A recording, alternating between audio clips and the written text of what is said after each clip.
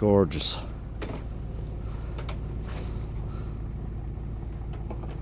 Let's go fishing, boys. Camping so close to Lake Crowley was another great reason we chose our campsite near the hot springs. Once we were packed up, it was about 15 minutes to the dock. I will say it was a frigid morning with temps in the high 20s. However, being that it was September, we warmed up quickly as it was still in the fall. The views from our boat were amazing, as the skies were crystal clear. We made fast time to a good fishing spot our guide had put us on. It was time to try our luck with these lake fish. With the rod straight up, that's your shock absorber. If you're down here pointing it straight, it's going to pop. So you leave it up there, just let him fluctuate. Oh, yeah. Oh, he's pretty. Guide him over this. There you go. Just like walking a dog. Just going one way. Oh, yeah, beautiful rainbow. Right Beautiful. put it in the net too. Beautiful. Oh, it's a cutthroat? Here's Nick getting us on the board with a nice cutthroat trout. We got salad there too. Yeah. Dinner and a salad.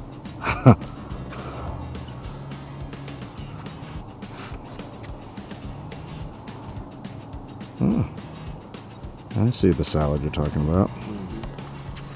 Yeah, when you get that line loose like that, that fly will fall right out of his lip. It's a little guy. Oh, he's a bruiser. Look at his little stinker. All right, stop. Stop. He already spit it out and you raked it across his body and got in still. Tap step so you're gentle with them? Yeah. Go brown.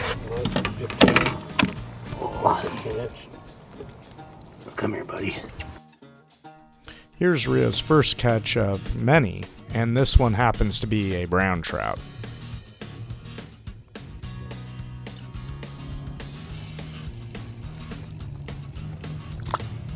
Thumbs up. This is your true Lohacan cutthroat too. Little yellow spots on his belly. Yeah, good fish. Boom. Yeah, none of that faking. Nice. Get the triple crown here. That's true, dude. Brown, a cutthroat, and a rainbow. Crowley slam going.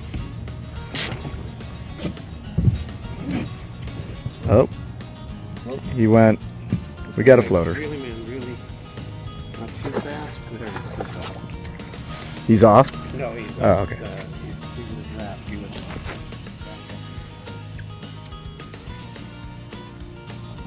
Go up. Go fine. This cage right Get in there, boy. much of a tail, that's why I didn't run so much. Go like this. Dang. Hold them like that. Mm-hmm. Yes. Yeah, buddy. Nice. Get you back in, bud. Dang, you caught that one quick.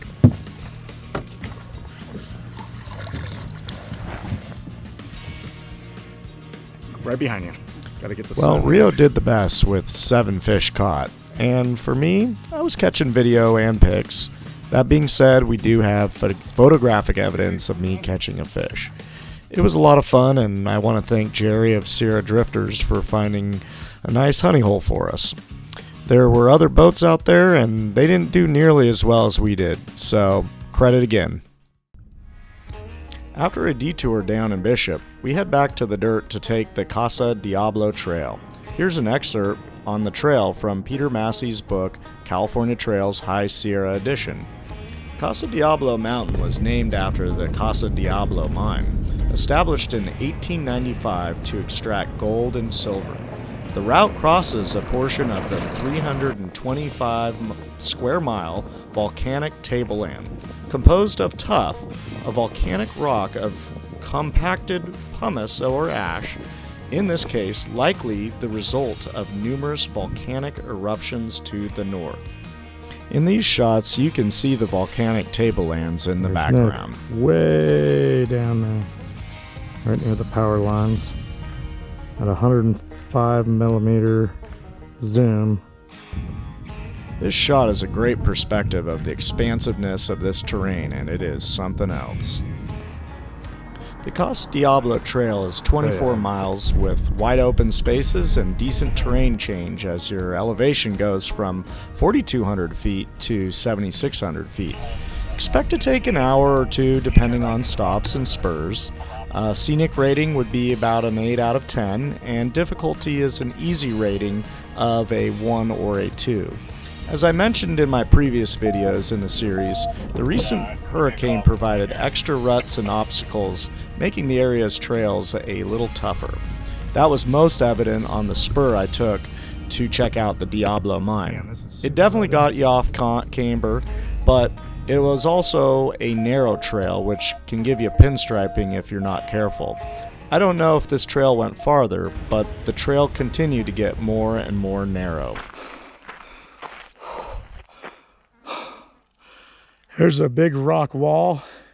Yeah, we definitely wouldn't want to take the trailer up this. I think it's pretty, but not worth the price of admission, so I'm gonna flip a biatch. Well, that spur didn't amount to too much, so we continued to head north. And again, the rains not only made the trail a little more technical, and why I gave it a 2 rating, but it also made the wildflowers pop that much more.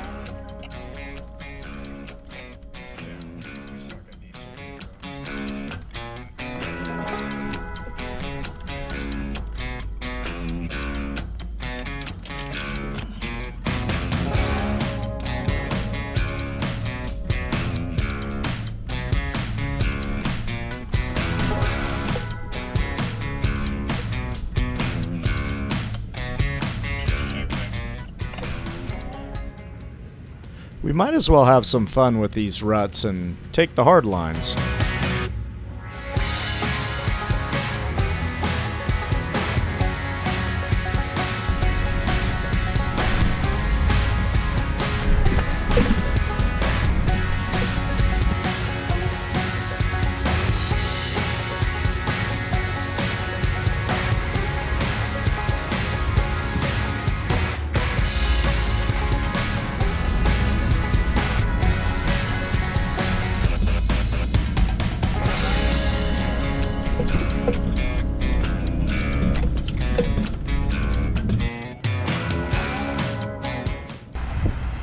Our next trail is the Crowley Lake Trail that the Trails Off-Road website rates as a moderate 3 rating.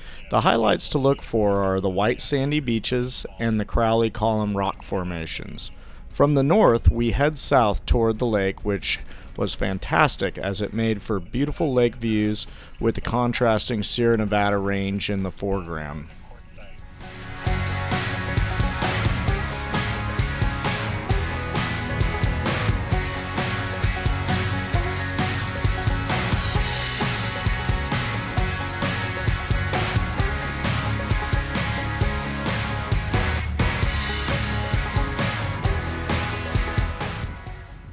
Here we are, and the water level looks to be a little sketchy, but we'll see with my vehicle. Ooh, yeah, this ain't happening.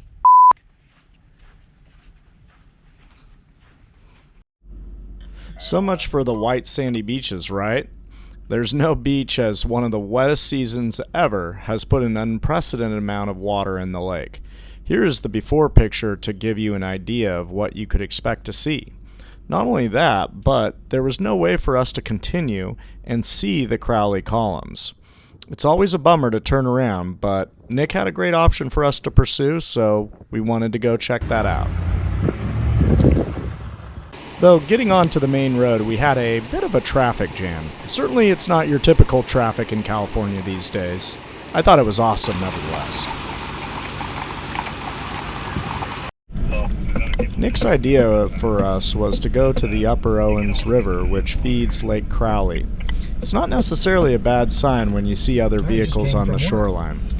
There might be a good chance for fish.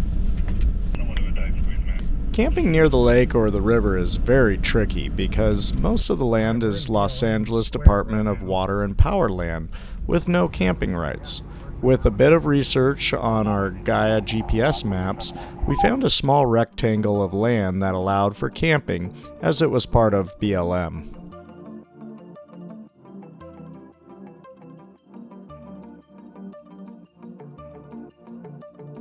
Getting into the only spot to camp on the upper Owens River at golden hour was amazing.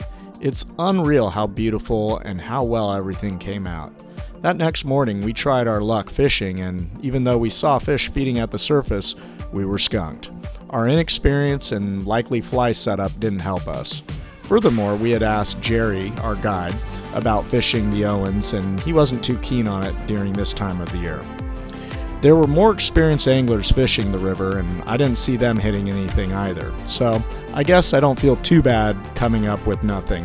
Again, you just can't beat this location though. I would love to hear from you all in the comments on when you think the best time to fish the Upper Owens is. This concludes our trip out to the 395 corridor in the Eastern Sierras. However, there is so much more to explore and we will certainly be back. If you like fishing with an overlanding context, please provide feedback with a like or comment below.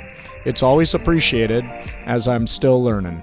Be sure to subscribe for future videos, and in the meantime, get out and explore that backcountry.